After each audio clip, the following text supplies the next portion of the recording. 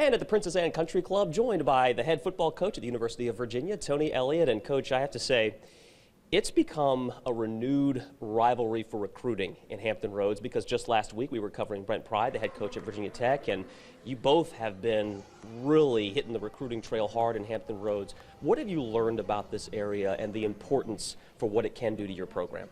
Well, one, there's a wealth of talent. It's really good coaching. I know the history of UVA football. There's been some great players from this area, and it's in state. You want to draw a circle around your state, and you want to battle as hard as you can to make sure that these young men know that they're welcome, they're wanted, they have opportunities at the University of Virginia, and that they don't need to go outside the state to find anything. Virginia Tech is always a rivalry on and off the field, but as I said, Brent Pry's been around here, you've been around here. Have you sensed a little battle on the recruiting trail? You know, we're starting to run into each other, but I tell you what, Brent's an awesome guy, and have a tremendous amount of respect for what he's done, the staff that he's put together, and there's a lot of players in the state of Virginia, and we're going to battle head-to-head for some of them, but most importantly, we just want these guys to stay in the state and make all the football in the state of Virginia. Not every player can come to UVA, not every player can go to Tech, but there's a ton of schools in the state that can benefit from the wealth of talent in the Commonwealth. I think you just kind of touched on it a little bit there, but what has been your primary recruiting message to those in the state trying to keep them in the Commonwealth? Tell me why you need to leave the state. You got two great programs at the Power 5 level. There's a bunch of Group of 5 FCS programs in the state. There's no need to leave the state. You got unbelievable education, in particular at UVA.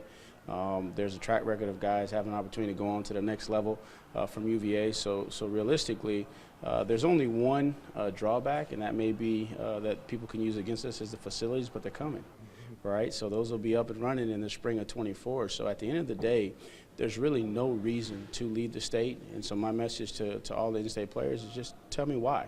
And if it's a legitimate reason and it's something that's legitimately better, I'll tip my hat and I'll say, hey, I wish you the best, but I want these young men to be able to know exactly what they can get and then get everything that they need, both on and off the field. And also there's a vested interest from us and from Tech to make sure that these young men are successful at our programs, because they're homegrown.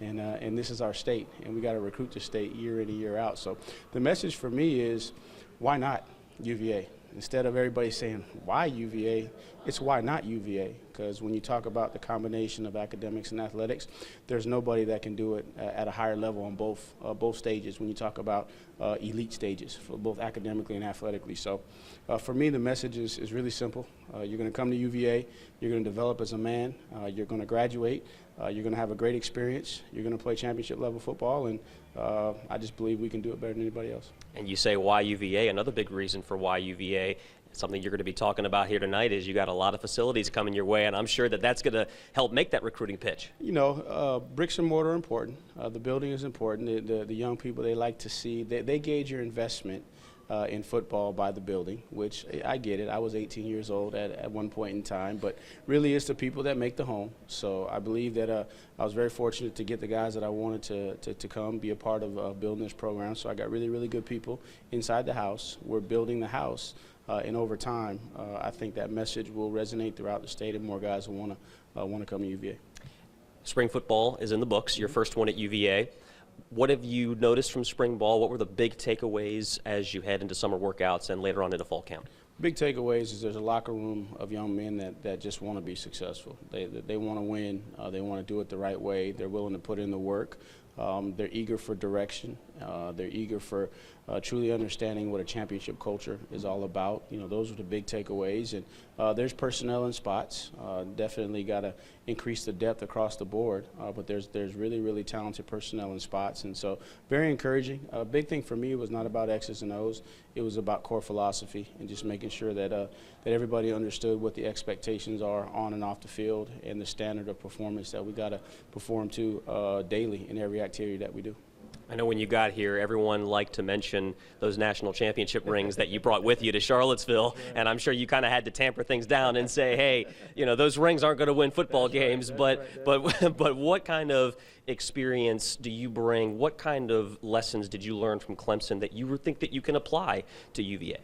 Correct. You know, everybody focused on the last 7 years of my career and kind of overlooked the first 4 years of my career at Clemson, which was was part of the building stage to get to the place where we could be a championship program year in and year out. And so the biggest takeaway for me at Clemson is you got to build a program. It's not about building teams, it's about building a program, because when you build a program, then you have the ability to sustain good teams year in and year out. And everybody wants to get to the top, but I want to do more than get to the top. I want to stay at the top, and I want to be able to stay at the top doing it the right way. So talent is important, but character keeps you at the top. So biggest thing that I learned is take your time, make sure that you really lay a good foundation, regardless of don't necessarily judge that by the wins and losses, but look for the confirmation of the core values that you're instilling as you build the program from a foundational standpoint. And in time, if you stay committed to that, then the success will bring itself. I'll leave you with this. What have you been saying to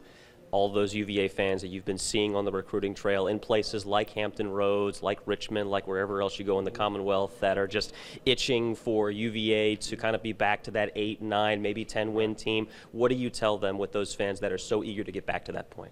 You know, the message is really simple. First of all, wear the V saber with pride, because there's a ton of excellence and prestige that's associated with the institution, and that's going to be the very thing that makes us successful on the football field. But we got to go to work, and all of us are in this together, and so everybody has a part. And so if you're a fan, then your role is to support no matter what. Your role is to be in Scott Stadium, creating an environment that these young men can feed off of.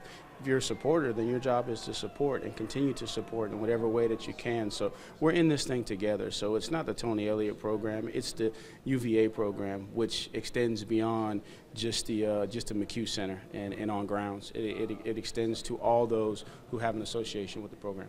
All right, Tony Elliott, head football coach at UVA. Welcome back to Hampton Roads, and good luck this season. Appreciate it. Thank you.